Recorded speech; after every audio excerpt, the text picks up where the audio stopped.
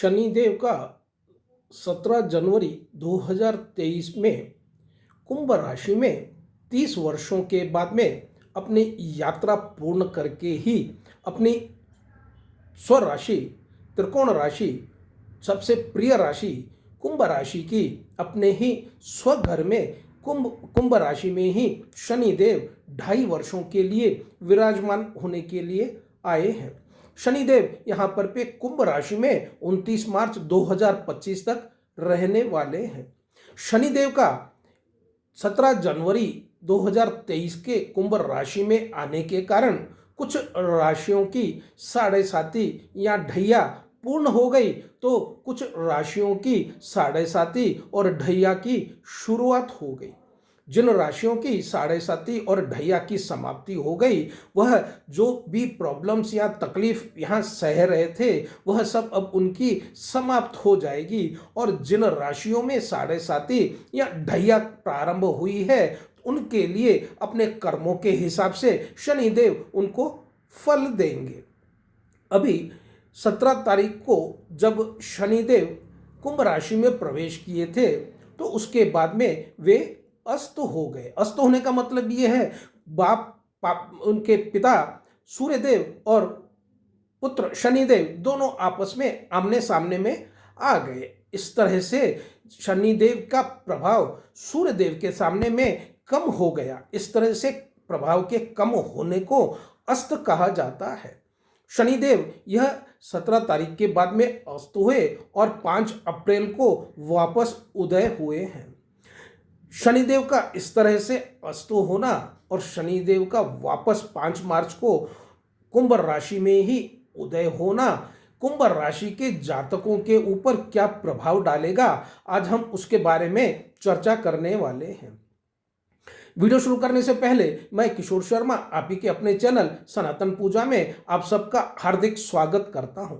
आप यदि हमारे इस चैनल पर पे नए हैं तो आप हमारे चैनल को सब्सक्राइब करिए, वीडियो को लाइक करिए, शेयर करिए और बेल बटन को आप वहां पे प्रेस कर दीजिए ताकि आपको नोटिफिकेशन मिलते रहें और जैसे ही हम लाइव आएंगे अपना वीडियो अपलोड होगा आपको शीघ्र नोटिफिकेशन मिलेगा और आप हमारा शीघ्र से शीघ्र वीडियो को आप देख सकेंगे।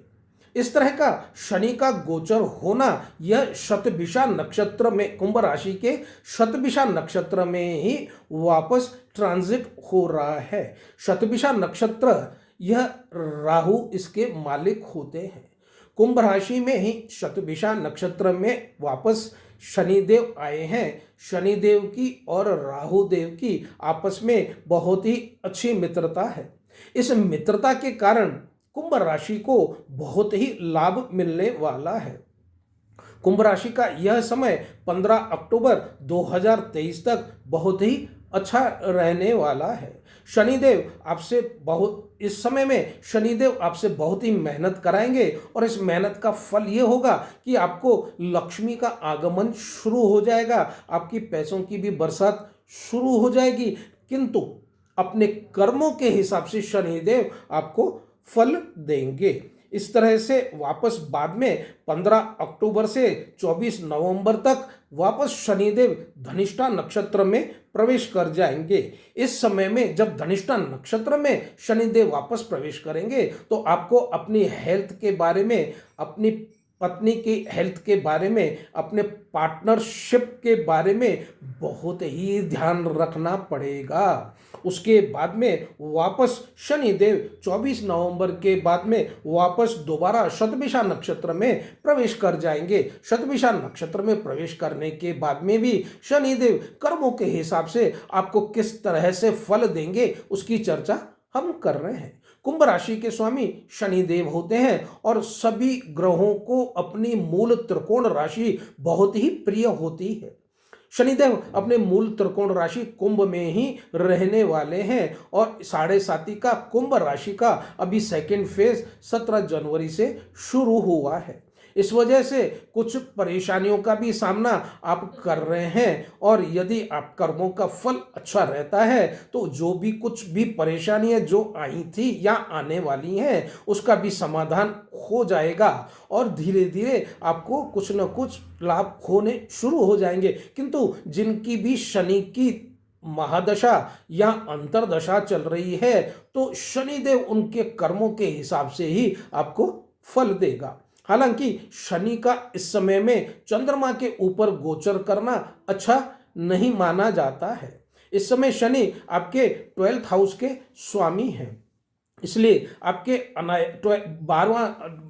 12वां घर होता है, 12th हाउस होता है, 12वां भाव होता है, वह कभी भी अच्छा नहीं होता है। यह धन के खर्चे का भाव होता है। इसके लिए कुंभ राशि के जातकों को शनिदेव इस समय में अनायास ही कुछ खर्चे करवा सकते हैं। इसलिए आपको खर्चे के ऊपर आपको बहुत ही कंट्रोल करना पड़ेगा। लेकिन शनिदेव की तीसरी दृष्टि, वह भी आपके शनिदेव की यह एक दृष्टि तृतीय भाव के ऊपर भी पड़ रही है।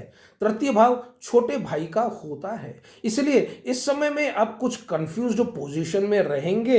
अक्टूबर के 15 तारीख तक आपको कुछ समझ में नहीं आएगा और कुछ भी डिसीजन लेने के हालत में आप नहीं रहेंगे। डिसीजन लेने के लिए भी आपको 2-4 बार सोचना पड़ेगा, बहुत लोगों से परामर्श करना पड़ेगा। इसलिए आपको बहुत ही ध्यान रखने की आवश्यकता रहेगी इस समय में। उसके बाद में शनिदेव की दृष्टि आपके 7th हाउस के ऊपर भी पड़ रही है। इसका मतलब यह है लग्न से सीधा वह गोचर के ऊपर दृष्टि, लग्न से सीधा 7th भाव के ऊपर दृष्टि पड़ रही है। 7th हाउस अपनी पत्नी का होता है, पार्टनरशिप का होता है, पार्टनर का होता है, और फैमिली लाइफ का होता है, मैरिड लाइफ का होता है। इस तरह से शनि देव का 7th हाउस के ऊपर दृष्टि पड़ना भी कुछ अच्छा नहीं होता है। इसके लिए आपको इस समय में अपने पार्टनर से, अपनी पत्नी से और आपकी मैरिड लाइफ के लिए आपको बहुत ही ध्यान रखना पड़ेगा। कभी भी किसी कटु वचन के लिए आप बात नहीं करेंगे, बहुत संभाल करके आप अपनी भाषा का इस्तेमाल करेंगे, नहीं तो अच्छा होने वाला काम भी बिगड़ जाएगा। लेकिन शनिदेव यहाँ सप्तम दृष्टि, सबके सप्तम भाव के ऊपर दृष्टि डालने से सब यह कर्मों का भाव भी होता है। इसके लिए वो आपसे अच्छे कर्म कराने के लिए भी आपको प्रेरित करेंगे। यदि आप अच्छे कर्म करते हैं तो आपको इसका रिजल्ट भी बहुत ही अच्छा मिलने वाला है।